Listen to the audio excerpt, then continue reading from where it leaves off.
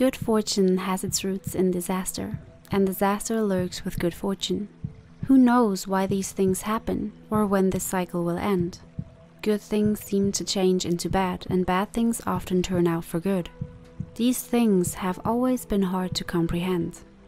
Lao Tzu, Tao Te Ching, Chapter 58. As humans, we are in a state of constant conflict. The conflict with self, the conflict with others. This could be a product of lack of self-awareness to being left in the wilderness. We are intractably engulfed in the cacophony of our unnatural simulated surrounding. Philosophy acts as a guide to life. It helps us reason our unreasonable demands of life, the rigor of daily demand, the pressure of rising expectation. The conundrums of life, we keep getting trapped in the web. It is the exploding conflagration of external negative forces and the internal fiction with our brewing sentiments. The implications are wide and have a deep impact on our psyche. It helps us rationalize our thoughts against the gravitational forces of life. We are bombarded with loads of scattered thoughts that make our mind go ballistic.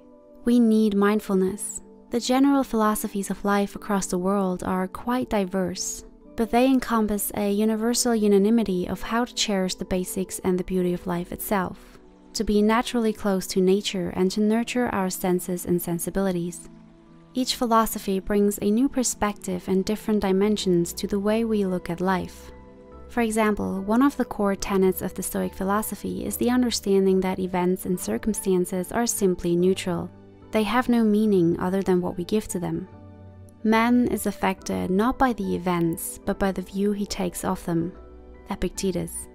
Things happen in life without any reason, which is hard because we as humans want to give meanings to events. We crave reason, we crave a why. We want to believe that the hard things we go through have some greater purpose. Otherwise, we feel that we suffer for nothing. But the moment you label a situation wrong, not right, or a problem, suffering begins within you. But if you treat your challenges as opportunities to grow, then you haven't suffered. You have grown stronger. It's all about perspective. A similar viewpoint offers Buddhism. In Buddhism, there's a clear distinction between pain and suffering, and it all starts with your narrative. Pain is seen as an unavoidable part of the natural world, woven into our existence as night is with day. But suffering is different from pain, because it's caused by a reaction to the inevitable pain of life. In other words, pain is a natural response, suffering is a mental fixation. Must the glass always be half full or half empty? What if there was a different way of looking at things entirely? A new perspective that eliminates the need to decide just how full the glass really should be. But how can bad be good? I would like to illustrate this through an old Zen Chinese story. Once upon a time in a village in ancient China, there was an old man who lived on a farm with his son. They were poor and only had a small plot of land to grow rice and vegetables.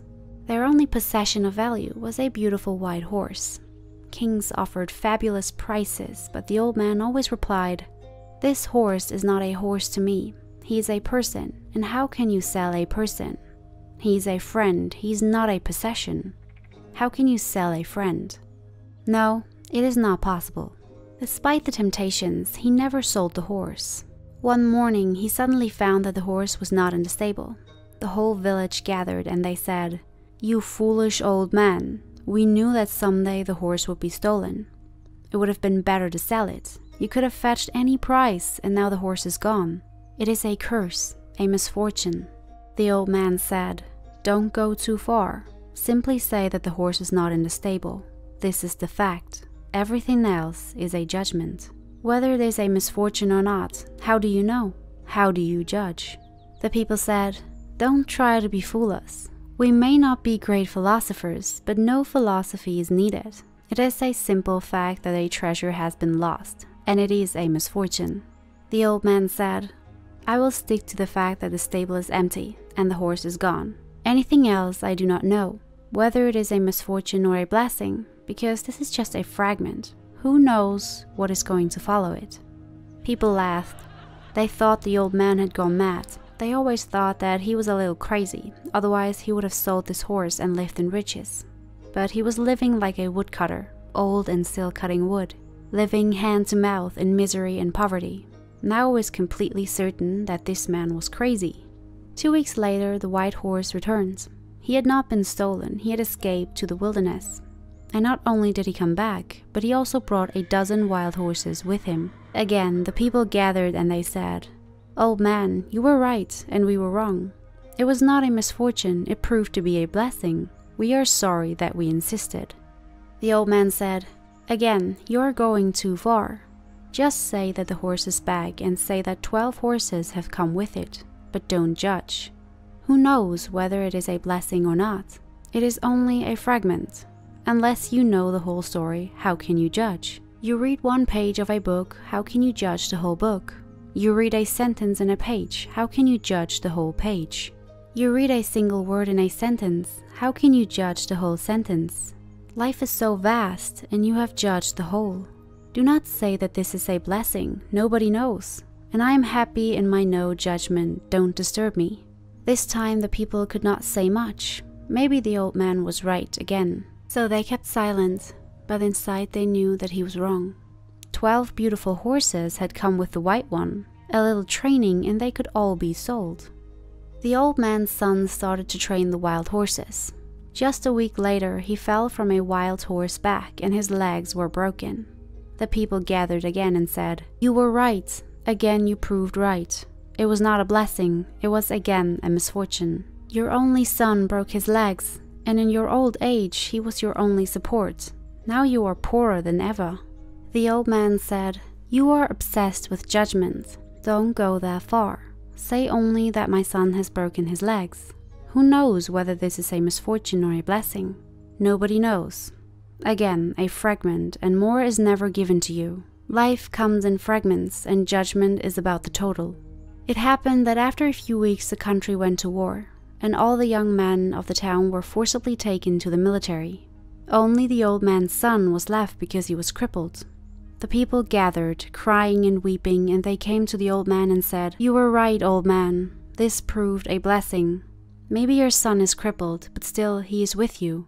Our sons are gone forever. At least he is alive and with you, and by he will start walking. Maybe a little limp will be left, but he will be okay." The old man replied, "It is impossible to talk to you people. You go on and on and on. You go on judging. Nobody knows. Only say this, that your sons have been forced to enter the military, into the army, and my son has not. But nobody knows whether it is a blessing or a misfortune. Nobody will ever be able to know it. Only the total knows. Judge ye not, otherwise you will never be able to become one with the total, the Tao. With fragments you will be obsessed. With small things you will jump to conclusions." There's a lesson for us, how to reframe our daily problems. Don't we tend to interpret our own lives and its events as either good luck or bad luck? Often we do it unconsciously. But most events, like in the story, are beyond our control. Maybe we could stand to take a dose of medicine from the old man in this story, simply observing the events in our lives for what they are, instead of drawing grandiose conclusions about the ultimate karma or fate of what has happened to us. After all, adding our interpretation and the emotional drama into the mix is usually counterproductive and stops us from moving forward. Personally, I can recall many times when I wasn't so level-headed about such matters.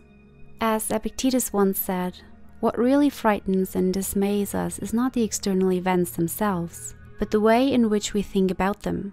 It is not things that disturb us, but our interpretation of their significance. Life is blissful. The joy of living lies in enjoying the smaller things in life. Life is simple. We have recklessly complicated our life with the forced induction of the complexity of thoughts. Life's beauty is in the art of living a simple life, and living life that makes us joyfully experience the spectrum of different philosophies of the world.